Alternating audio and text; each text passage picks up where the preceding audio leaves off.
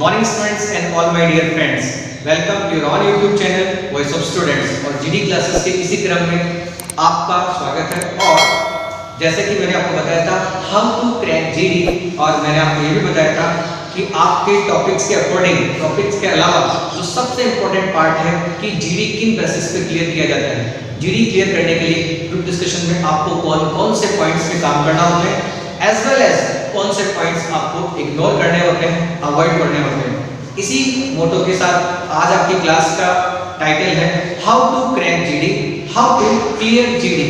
और इसके लिए आपको जिन पॉइंट्स पे वर्क करना होता है, जिन पॉइंट्स पे एफिशिएंसी बनानी होती है, उन सभी इंपॉर्टेंट एस्पेक्ट्स और पॉइंट्स के साथ आज की क्लास है।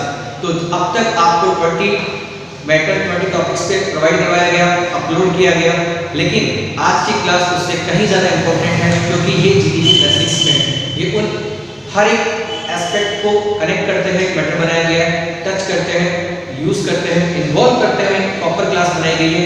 जो सारे पॉइंट्स आपके सिलेक्शन का रीजन बनते हैं, वहीं कुछ पॉइंट्स ऐसे जिन्हें आपको बचना होता है और वो आपके लिए नेगेटिव, आपके लिए बैरियर और आपके एलिमिनेशन का कारण बन सकते हैं। Let's start the topic with the title how to clear GD. The first one is body gesture. The body gesture is a very important part. That is the, you can say, the first impression is the last impression. आप जब किसी topic की performance के लिए आते हैं तो आपकी बॉडी जेस्चर वो चीज होती है जो सबसे पहले रिप्रेजेंट होती है। तो आपके बॉडी जेस्चर में आपको जिन चीजों का ध्यान रखना होता है वो इन चीजों में सबसे इंपॉर्टेंट आता है आपकी वॉइस, आपका साउंड, आपका कॉन्फिडेंस, आपका eye contact and how do stand. इन सभी पॉइंट्स पे आपको काम करना होता है। एज आप पहला इंप्रेशन अपनी बॉडी, अपनी जेस्चर इन्हीं से देते हैं। तो आपको ये बिल्कुल ध्यान रखना होता है कि at the time of performance you are to keep your eye contact with each and everyone. You are not to ignore people, you are not to ignore participants। तो आपका आई कांटेक्ट आपके कॉन्फिडेंस की निशानी होती है। साथ ही आपका sound Audible हो, आपकी ध्वनि इतनी हो कि वो सब तक पहुंचे और जो बात आप ग्रुप डिस्कशन में कह रहे हैं वो हर एक मेंबर जो इस जीडी में पार्टिसिपेट कर रहा है उस तक क्लियरली पहुंचे। Your sound should be audible so everybody can listen properly. You must keep eye contact with each and everyone. It is symbol of confidence. The third thing जिसमें आपको अपने जेस्चर को स्ट्रेट रखना होता है, आपको एक्टिव शो करना होता है खुद को, और आप परफॉर्मेंस के टाइम जब ये स्टार्ट हो चुका हो तो आप इन सभी एस्पेक्ट्स का ध्यान रखें। साथ ही साथ आपको फिजिटिंग से बचना होता है ताकि कोई नेगेटिव जेस्चर, कोई नेगेटिव मार्किंग आपके लिए ना हो। इस पर हम बाद में बात करेंगे। The second point that makes impact, that is leadership. Exactly एक जीडी का मोटो होता है लीडरशिप। एक लीडर को निकाल के लाना उस डिस्कशन में से। तो the one who start the topic becomes the leader. और ये मोस्ट ऑफ द चांस कह सकते हैं कि जब आप किसी टॉपिक पर लीडिंग रोल में आते हैं, आप किसी टॉपिक पर स्टार्टिंग देते हैं और आप उसको स्टार्ट देने का लिए खड़े होते हैं, it becomes a positive point for you. As a leader can not be ignored. Definitely इसी पर्पस के साथ ही कह सकते हैं कि आप जब किसी टॉपिक पर अपने नेतृत्व क्षमता दिखाते हैं, लीडिंग रोल में स्टार्ट करते हैं, सबसे पहले उस पर आकर अपनी बात रखते हैं, तो आपके सिलेक्शन के चांसेस बढ़ जाते हैं। लेकिन स्टार्ट करने के साथ ही आपको ध्यान रखना होता है कि आपके पास उस टॉपिक पर प्रॉपर कमांड हो, उसको लेकर आपके पास अच्छा मैटर हो और उससे आप अच्छे से एक्सप्रेस कर सकें। और अगर आप ऐसा करते हैं then definitely it becomes criteria of your selection. It impacts and it will help you to clear the discussion. Third point is introduce yourself. Once you start and once you depart for a performance, you are to be very careful that you are to go for an abbreviated introduction in which you can involve 4 or 5 points. You can tell you are from education and your target and about your father's name, mother's name. So with these kind of 5 or 6 information, you can go for small introduction. तो आपको एक short introduction देना होता है जिसमें 5 से 6-7 चीजें आप लास्ट बता सकते हैं, क्योंकि टाइम लिमिट होती है तो आप अपने इंट्रोडक्शन में बहुत ज्यादा टाइम नहीं ले सकते और आपको उसे कुछ सेंटेंसेस में एक लिमिट में क्लियर करना होता है। तो इस पॉइंट को आप जरूर शामिल करें। Next thing, introduce the topic. एक बार जब आप टॉपिक स्टार्ट करते हैं तो कई बार ये देखा जाता है कि कुछ स्टूडेंट्स टॉपिक पर direct right from the beginning वो मेरिट और डिमेरिट पे आ जाते हैं, सीधे ही वो एडवांटेज और डिसएडवांटेज की बात करने लग जाते हैं। You have to be very careful at that time. Once you start a topic, try to introduce the topic first of all. You need to explain first what is the topic. Then it will be easy for others to understand on which thing they are talking or they are going to talk about. So try to introduce or small introduction about the topic. For example, if the topic is reservation, then try to tell what is reservation. So it will be very effective. So start with a small introduction with a topic. Like if you are to tell what is reservation, you can start with reservation is a kind of facility which is given by the constitution to the selected people on caste base as ST, SC, OBC. With that reservation, with that facility, their seats are reserved in government jobs as well as in, you can say, education. So you can express what is reservation first of all before telling advantage or disadvantage. One more example can clear it. Suppose you are to talk about a topic brain drain. तो पहले आप ये बताइए कि आप brain drain की बात कर रहे हैं तो है क्या ये? आप किस तरह क्लियर कर सकते हैं कि एग्जैक्टली इस चीज को ब्रेन ड्रेन कहते हैं और इस पर आज हम अपने व्यूज रखने वाले हैं।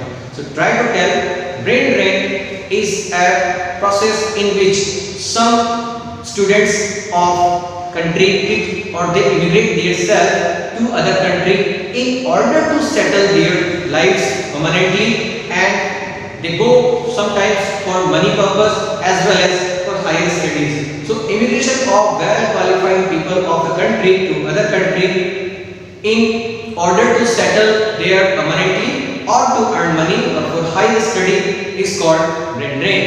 तो एक small introduction के साथ जब आप आगे बढ़ते हैं तो टॉपिक पर आप कॉम्प्रिहेंसिव दिखते हैं, इजी दिखते हैं, ऑथेंटिक दिखते हैं और काफी रिलेवेंट परफॉर्मेंस आपकी काउंट होती है। Well, the next point is speak with logic. You can say speak with logic.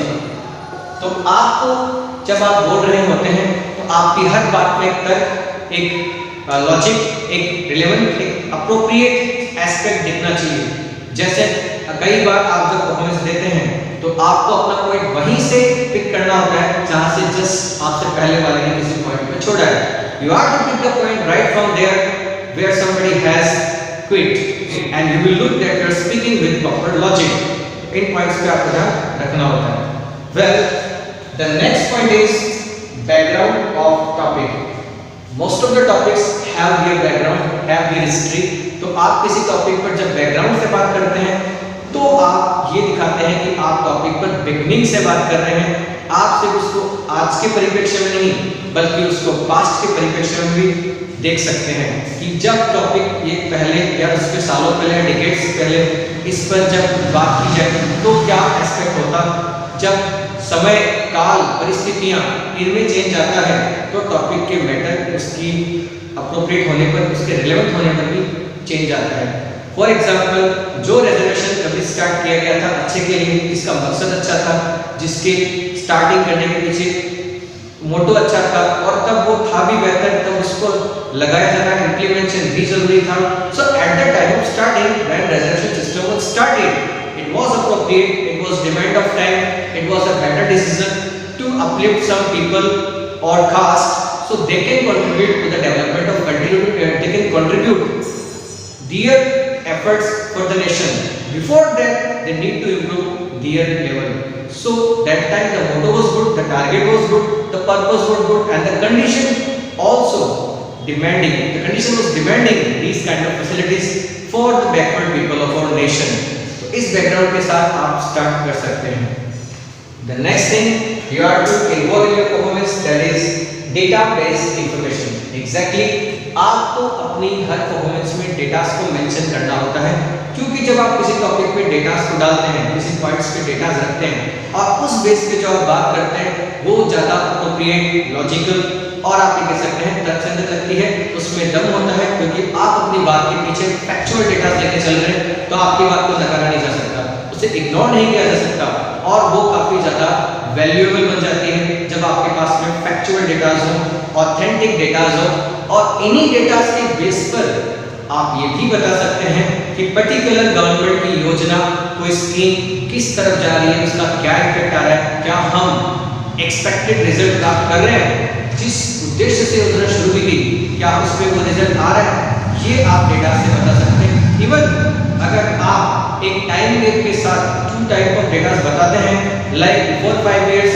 And the latest data, तो उससे, उस आंकड़े से, उस डिफरेंस से आप ये पता कर सकते हैं कि सरकार की योजना किस तरफ जा रही है, उसमें किस तरह के कॉन्सिक्वेंसेस आ रहे हैं, क्या हम पॉजिटिव रिजल्ट गेन कर पा रहे हैं, ये आप डेटा के डिफरेंस से बता सकते हैं। फॉर एग्जाम्पल अगर 2013 की बात करें, near by 13, that according to data near by I can say लगभग, अगर पॉवर्टी टॉपिक की बात की जाए तो 2013 के अकॉर्डिंग भारत के 40 करोड़ के आसपास लोग बिलो पॉवर्टी लाइन काउंट हो रहे थे। लेकिन अगर आप लेटेस्ट डेटा की बात करें 2019 में सर्वे के तहत या लेटेस्ट डेटा पर जाएं तो अब ये आंकड़ा 7-8 करोड़ के समथिंग आ चुका है। और ये डिफरेंस बताता है कि सरकार ने जो योजनाएं चलाई, चाहे वो स्किल इंडिया हो, चाहे वो आप ये कह सकते हैं कि रोजगार से जुड़ी कोई भी योजना हो, या सरकार के द्वारा रोजगार प्रोवाइड करने को लेकर जो योजनाएं चलाई गई उनका इम्पैक्ट कैसा रहा, क्या हम गरीबी दूर कर पाए, ये एक 2 डेटा के डिफरेंस से आपको पता लग जाता है कि गवर्नमेंट ने जो योजनाएं चलाई वो इफेक्टिव थी। और उस कारण ये कह सकते हैं कि 40 करोड़ 35 करोड़ जो लोग पहले बिलो पॉवर्टी लाइन में आ रहे थे, आज वो 7-8 करोड़ रह गए हैं। तो इस तरह के डेटा के डिफरेंस से आप कॉन्सिक्वेंसेस का पता लगा सकते हैं कि आप इंक्रीमेंट की तरफ जा रहे हैं या डिक्रीमेंट की तरफ, पर्टिकुलर कोई चीज बेनिफिशियल साबित हो रही है या उसका हार्मफुल इम्पैक्ट सामने आ रहा है, या देश किस दिशा में जा रहा है। इसी बेसिस पे आप फोरसाइटनेस, दूरदर्शी दृष्टि रखते हुए निकट भविष्य में क्या आंकड़ा हो सकता है, हम किस जगह पहुंच सकते हैं, ये इन्हीं डेटा के बेस पे बताया जाता है।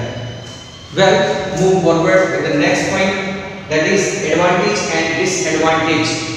As everyone has 2 aspects, you have or you need to keep both kind of knowledge about the topic as well as advantage and disadvantage, ताकि सभी तरह के नजरिए, सभी तरह के डेटा जानकारी आपके पास रहे। एक टॉपिक पर दोनों तरह के पक्ष से रिलेटेड आपके पास जानकारियां होनी चाहिए और ये टॉपिक पर आपके नॉलेज को बताता है कि किस तरह आप एक टॉपिक को फेवर भी कर सकते हैं तो अपोज भी कर सकते हैं, किन बेसिस पे आप ये कर सकते हैं, वो सारी जानकारी आपके पास होनी चाहिए। तभी आप किसी टॉपिक के हर एक एस्पेक्ट, हर एक पार्ट पर बात कर सकते हैं। तो टॉपिक पर दोनों तरह की नॉलेज आपको होनी चाहिए। You should not look one sided, you must look that you have command on every part of topic.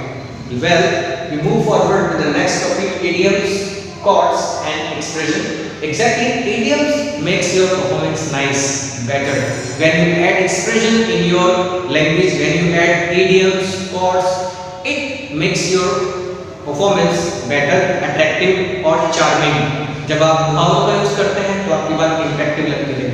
वो चीज जो आप 5, 6, 7 लाइन में एक्सप्रेस नहीं कर पाते हैं, मुहावरे से आप एक लाइन में अपनी बात को एक्सप्रेस कर सकते हैं और उसका अपना एक स्पेसिफिक इम्पैक्ट होता है। So try to involve idioms, but be careful, जो इडियम आप यूज कर रहे हैं वो सिचुएशन के अकॉर्डिंग होनी चाहिए, वो रिलेवेंट लगनी चाहिए, अप्रोप्रिएट लगनी चाहिए, मैच करनी चाहिए सिचुएशन से, तब वो कहीं बेटर लगती है। फॉर एग्जाम्पल, अगर आप किसी पॉइंट पर काफ़ी सारी एडवांटेज बता चुके हैं और अब आप उसी पॉइंट पर डिसएडवांटेज के बारे में जानकारी बात करना चाहते हैं, तो आप यहाँ एक मिड में एस्पेक्ट यूज कर सकते हैं, इडियम यूज कर सकते हैं।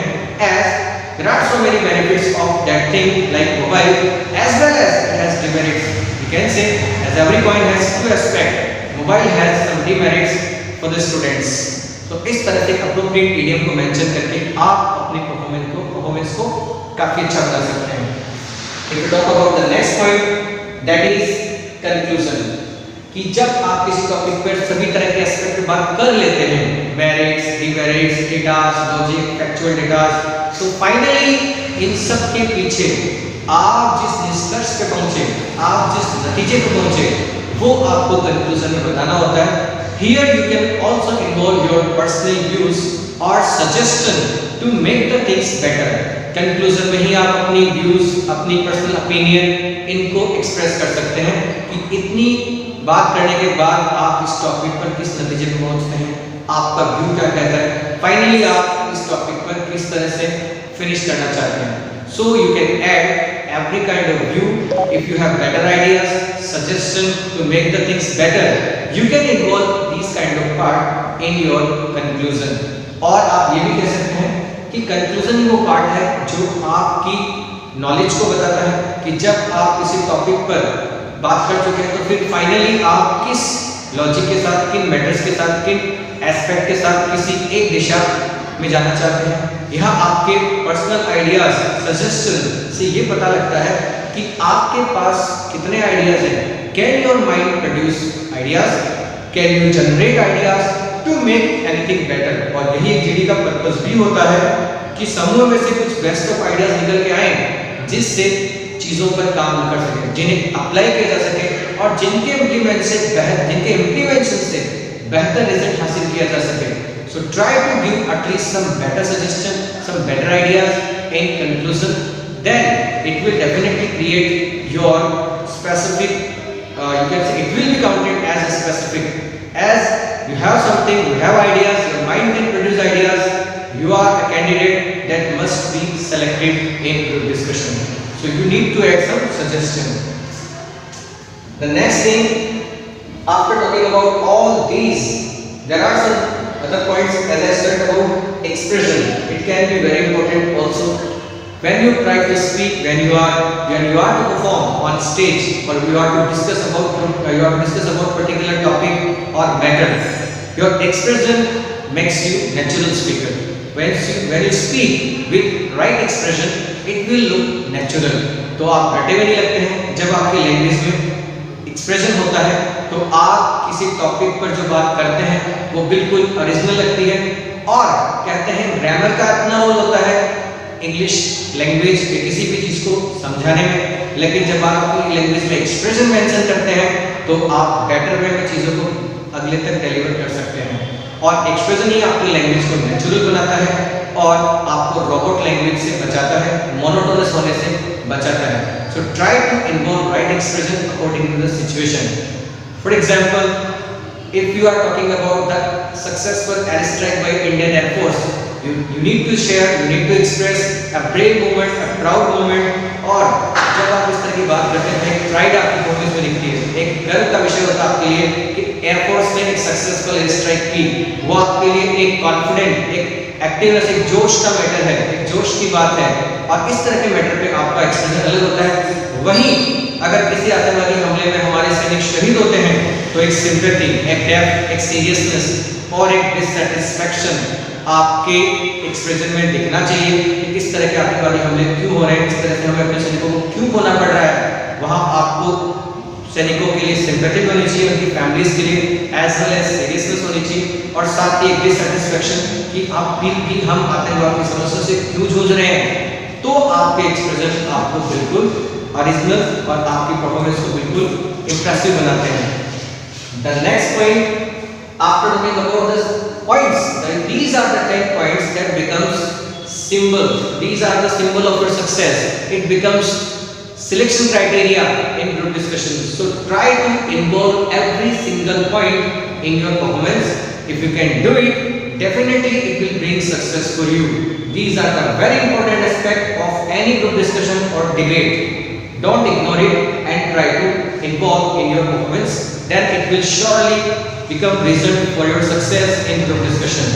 But as we have the points that you are to involve in your performance, we have some points that you are to ignore, that you are to avoid.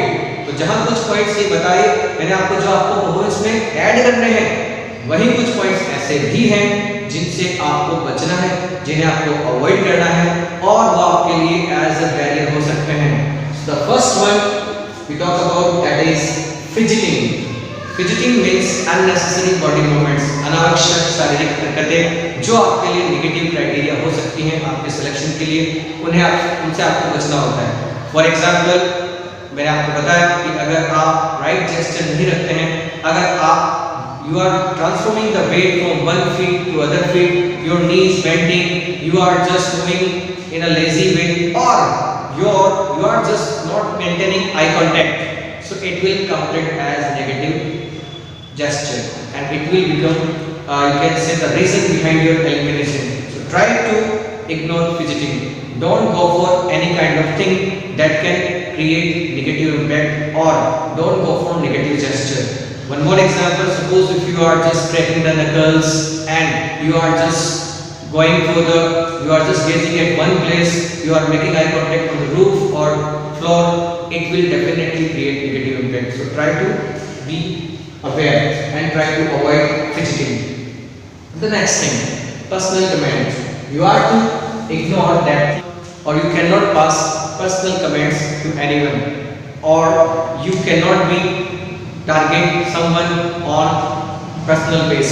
तो किसी particular person पे आप अगर व्यक्तिगत तौर पे कोई टिप्पणी करते हैं, कमेंट करते हैं, या ऐसा कमेंट जो अगले के लिए इंसल्टिंग हो सकता है, उससे आपको बचना होता है। You are to talk on a broad level, you are to talk in a large criteria, you are to talk about whole criteria of on the national level or the world level, or according to topic it will decide it. But you cannot be personal, you cannot pass personal comments, it will be also counted in a negative way. So just ignore personal comments. The next is aggression. आक्रामकता, इससे आपको बचना होता है। To speak with confidence is different thing, but to be aggressive is very different thing. आपका confidence आपके लिए aggression ना बने, इस चीज का ध्यान रखें। किसी भी चीज की या किसी भी टॉपिक पर आप अग्रेसिव वर्ड से यूज ना करें, आप आक्रामकता ना दिखाएं, and don't try to dominate anyone. Speak with logic, go for cross question, and you can make someone speechless with your best performance, with your knowledge, not with aggression. If you are trying to dominate someone with your happy sound or while shouting, it will be counted as negative part. It will become barrier for you. So try to ignore aggression, but be confident. The next thing is interruption. Once you are speaking, then other one should listen properly. Or when somebody else is speaking clear, you need to be silent. You need to listen carefully. So don't interrupt someone while speaking. It is bad. As in some GDs, in some group discussions, you can see students speak before someone or finishes. That time it will be negative criteria for you. So let somebody complete, let someone finish its view about particular topic, then you can start it. It will be better. तो आप कई बार TV channels पे भी देखते हैं कि कुछ members as प्रवक्ता के तौर पे किसी प्रोग्राम में आते हैं और सभी शाउटिंग कर रहे होते हैं, चिल्ला रहे होते हैं, अग्रेशन होता है, और एक के सुनने से पहले दूसरा अपनी बात कह रहा होता है। It doesn't look nice. It doesn't create good impact. वही कुछ न्यूज़ चैनल्स में आप ये भी देखते हैं कि अच्छी तरह से जीडी को अप्लाई किया जाता है, अच्छी तरह से ग्रुप डिस्कशन को मेंटेन किया जाता है, एक टाइम पीरियड होता है, एक गेम होता है, एक मेंबर के कहने के बाद ही दूसरा मेंबर अपनी बात शुरू करता है। That is systematic way. ये डिपेंड करता है आपकी सिचुएशंस में भी कि अगर आपके पास आपका टर्न आ रहा है, टाइम बाय टाइम सबको बोलने का चांस दिया जा रहा है, तो आप अपने टर्न पे आने पर अपनी बात रखें, ना कि किसी और को इंटरप्ट करते हुए। सेकंड, अगर टॉपिक पर ग्रुप डिस्कशन इस वे में हो रहा है कि आप अपने आप चांस ले रहे हैं, then you can try to take that chance. Then you cannot wait. You have to snatch the opportunities. Nobody is going to offer you. At that time you can start. But you have to keep in mind, once you have started, that's good. First of all, if you have started, then you can continue. But after someone's starting, you are just speaking after him. That's not good. That cannot be accepted. So there is one more point, hurry. You cannot be in hurry. Don't be in so hurry. Otherwise, it will show your hesitation. Otherwise, your sound will become grumbling. As जब आप बहुत जल्दबाजी में बोलते हैं, जब आपको डर होता है, आप बहुत स्पीड से काम करना चाहते हैं, तो गलतियां होती हैं, आपके साउंड में क्लैरिटी नहीं रह जाती, आपका साउंड क्लीन नहीं होता है, और उस तरह से फिर एक अदर प्रॉब्लम, ग्रम्बलिंग, बड़बड़ाना, या एक बबलिंग साउंड आपके साउंड में ऐड हो जाता है और आप जो कहना चाहते हैं वो अगले तक नहीं पहुंच पाता। आप जो एक्सप्रेस कर रहे हैं वो अगले के लिए समझ से बाहर है। तो try to be clear and try to pronounce every word properly so someone can understand what you are saying. तो आपको इस चीज का ध्यान रखना होता है। तो इन पॉइंट्स पे वर्क करते हुए आप अपने सिलेक्शन को श्योर कर सकते हैं। These 10 points become reasons behind your success. If you involve, if you work upon, if you become efficient on these points, if you add these points in your performance, definitely it will bring success to you. As well as if you commit error, if you make mistakes, if you do these kind of errors, if you don't work upon these things, that can be also become barrier. These are the things you are to avoid, you are to ignore, you are not to add in your performance. So with that you can really make an impactful performance. You can confirm your own selection. So these 15 points are, you can say, worth working. You are to work on both sides. You are to work upon these 10 points as well as you are to ignore these 5 points. You are to avoid these 5 points. With that I would like to say I am going to finish my topic. This is the first part of how to crack JD, how to clear JD. In the second part or in the last part, I am going to tell how to generate ideas, how to produce ideas, as most of the students have problem about generating ideas. There are two barriers behind that. First, if you don't have command on the language, as in Navy Air Force you are to face your group discussion in English.